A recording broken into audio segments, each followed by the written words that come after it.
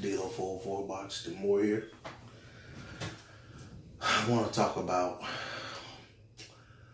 Shawn Porter. This will be the easiest fight ever remade, when he was talking about Errol Spence after Spence got in the ring and challenged him. I want to talk about the rumor circulating that, Shawn Porter may be sliding over to the DAZN. Once again, rumors, not something that that's been confirmed. But as of right now, at the time of this video, it's just rumors, but rumors that hadn't been put to bed by Porter's team. Before I get into this, I want to say shout out to the LDBC. Welcome back to the channel to my subscribers and repeat viewers. If you haven't subscribed to the channel, I ask that you please subscribe, and welcome to the channel if you're here for the first time. Porter, going into that Danny Garcia fight, was pretty much established that he had no interest in fighting Errol Spence. And every time Spence was brought up, there was always an excuse. There was always some kind of deflection. There was always something other than saying, yeah, that's a fight we want. I've seen countless interviews where, Kenny kind of dismissed the fight, and he talked about Errol being a good friend of theirs, and he coached Errol in the amateur, et cetera, et cetera.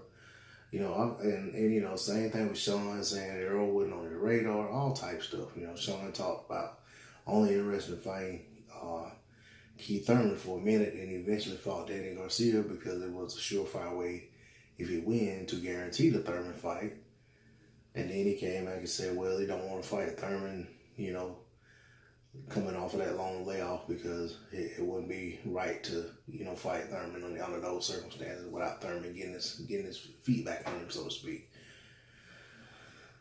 But all of that said, there's Errol Spence the whole time, sitting there, ready and willing. Even before Shawn got the WBC title, he won in that fight over Danny Garcia for the vacant title. Even before that, there was Errol sitting there with a title, ready to defend it. They made excuses about they weren't in the rankings, but if it was a voluntary, I'm sure they'd have been able to challenge for the belt. Now, if they just didn't want the belt, they could have just fought Errol just to fight him, off a GP, but they didn't want that fight. So for me, if they go over, and I say they, I mean Team Porter, if they go over to the DAZN, to me, that's a blatant duck, and that's a way to guarantee they get out of that fight with Errol Spence, and they can use money as an excuse for why they didn't let the fight happen. They can say, well, we went over to the DAZN and we got double the money we were getting with PBC. Or whatever the situation, circumstances are, they can use that as a valid excuse. But at the end of the day, regardless of what it is, even before any of that ever came up, you basically showed no desire to fight the man whatsoever. Every time a mic got put in your face and a camera put in your face, you started backpedaling once the man's name was brought up. I don't care if the DAZN and Eddie Hearn gave you $1 gazillion. In my opinion, it's still going to be viewed as a duck, because the reality is, before that was ever put on the table, you established that you really had no interest in fighting a man.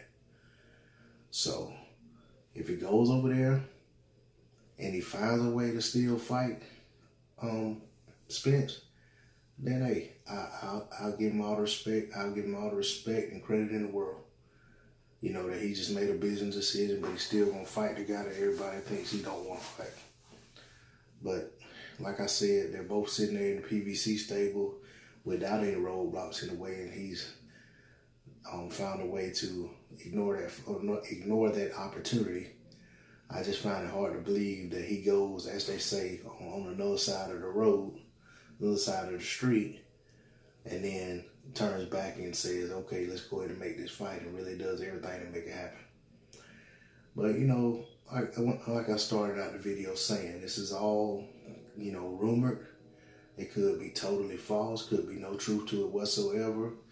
And honestly, I'm hopeful that that isn't the case, especially with PBC getting this new deal and, new extensions and all of that and new fight dates and so forth and so on.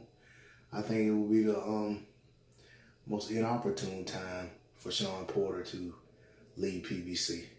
But I'm not guiding Shawn Porter's career. I'm not Shawn Porter. So I can't really speak on what he's doing from a business standpoint or what he should do or shouldn't do. But as far as the fighter, I feel like the man has gone out of his way to avoid the Errol Spence fight. And if this is another tactic to avoid it, I'm not going to respect that. But, I can only speak for myself. I don't know how his other fans feel, how other fight fans feel. But, for me, it's just not something that, not something that I take kindly to. I really just feel like there's another black eye in the sport of boxing with guys moving this way. But, if the fans accept it, it's just going to continue to roll that way. And, any and everything that's wrong with boxing stays that way because the fans accept it. So if you're not happy with the way boxing is trending and you want to see a change, speak up about it, do something about it. You know what I'm saying? Speak out. Use your money as a bargaining chip. If you're not happy with what you're getting on pay-per-view, don't pay for them. If you're not happy with the fights that are on TV, don't tune in. Don't go to the arenas to watch garbage fight. Whatever. Do what you can to help change the direction that the sport has been in. And when it's trending in a direction that's not good for the sport, then you have to use what power you have. But once again, like I said, I'm hopeful that this stuff about Shawn Porter isn't true.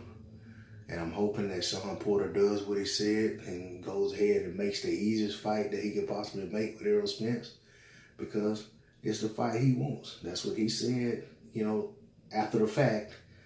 He said it, that's a fight he wants. So I want him to still want that fight bad enough to make it happen. And on that note, I'm out of here. Peace.